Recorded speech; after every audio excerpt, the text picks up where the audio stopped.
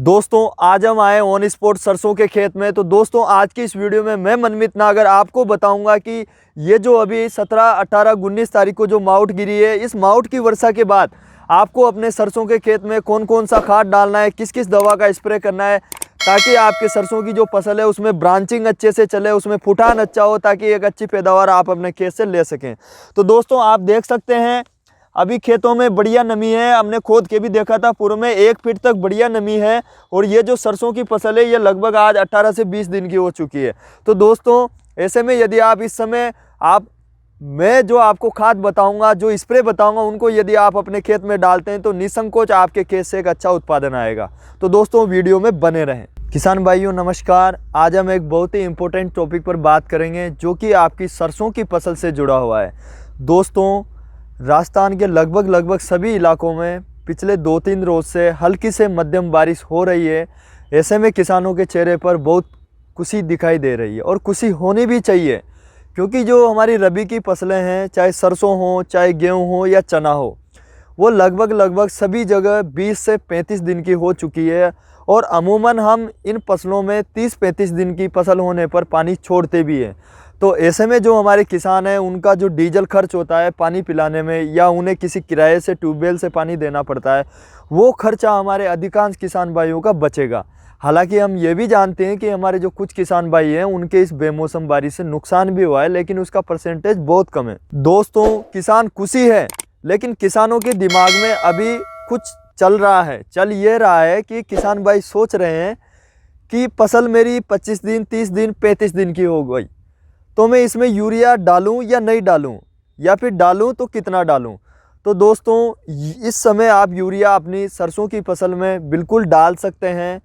दोस्तों जब आप इसमें यूरिया डालें तो आप एक सावधानी ज़रूर रखें। यूरिया की ब्रॉडकास्टिंग आप अपनी सरसों की फसल में शाम के समय करें। शाम के समय इसलिए क्योंकि दोस्तों जो सुबह का समय होता है पत्तों पर ओस रहती है। ऐसे में यदि आप ब्रॉडकास्टिंग करते हैं दोस्तों, तो यदि दाने पत्ते पे ठहर गए तो पत्ते जल सकते हैं। तो आप शाम के समय ब्रॉडकास्टिंग करें। और दोस्तों इसका दूसरा फ़ायदा ये भी मिलेगा आपको कि रात को जब ओस गिरती है तो ओस की बूंदों के साथ यूरिया घुलेगा और भूमि में मिल जाएगा। और जैसे ही ये मिट्टी में मिलेगा तो ये धीरे धीरे पौधे के सिस्टम में चला जाएगा और 8 से 10 रोज़ बाद अच्छे से इसका रिजल्ट आपके सामने आएगा। तो दोस्तों आप यूरिया ज़रूर डालें। यदि आपने सरसों की बिजाई की है और आपकी सरसों यदि 20 से 35 दिन के बीच है, तो दोस्तों आप प्रति एकड़ 35 से 40 किलोग्राम यूरिया ज़रूर डालें। यदि आपके गेहूं की फसल है तो आप 50 किलो यूरिया प्रति एकड़ की दर से डालें। और यदि आपके चने की फसल है तो चने को नाइट्रोजन की कम आवश्यकता होती है दोस्तों, तो चने की फसल में आप 15 किलो यूरिया प्रति एकड़ की दर से डालें।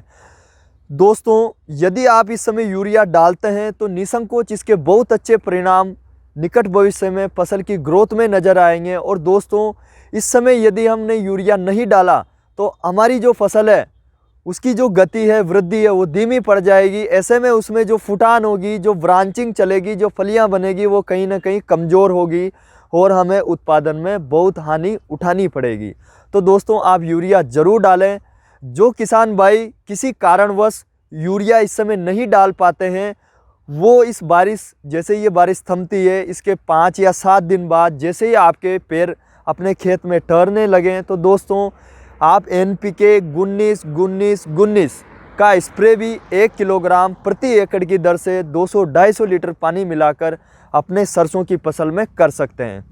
और यहाँ पर किसान भाइयों मैं आपको एक इम्पोर्टेंट जानकारी और देना चाहूँगा कि जो किसान भाई बेसल डोज के रूप में जिन्होंने DAP या यूरिया ही डाला है, या सिंगल सुपर फास्फेट ही डाला है, या जिन्होंने MOP या 12-32-16 खाद नहीं डाली है, यानी कि कुल मिलाकर आपने बेसल डोज में पोटास की पूर्ति नहीं की है, तो वो किसान भाई बारिश के 5 या 7 दिन बाद जैसे ही आपके पेड़ ठहरने लगें तो आप NPK 0050 का स्प्रे अपनी फसल में, अपने सरसों की फसल में ज़रूर करें किसान भाइयों।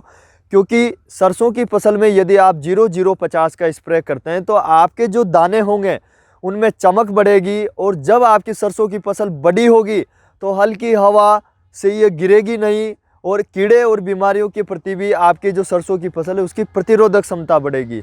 और किसान भाइयों, हमने अभी देखा है कि जो दौर चला है ये काफ़ी लंबा चला है।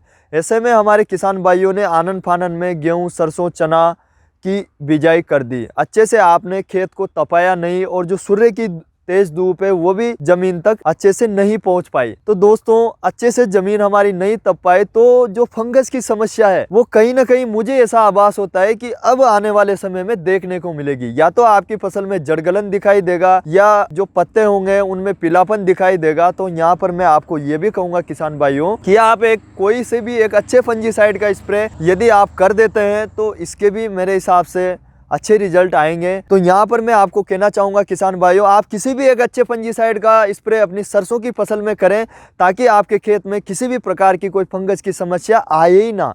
या तो आप करें किसान भाइयों कार्बेंडाजिम प्लस मैंकोजेब, जो बहुत सांप के नाम से भी मार्केट में मिल जाता है, या किसान भाइयों फिर आप करें टेबुकोनाजोल, जो भी एक अच्छा फंजीसाइड है। इसका आप टेबुकोनाजोल का आप 250 ग्राम प्रति एकड़ की दर से 200-250 लीटर पानी लेकर उसके साथ आप स्प्रे करें। कार्बेंडाजिम मैंकोजेब का आप 400 ग्राम प्रति एकड़ की दर से अपने सरसों की फसल में स्प्रे करें।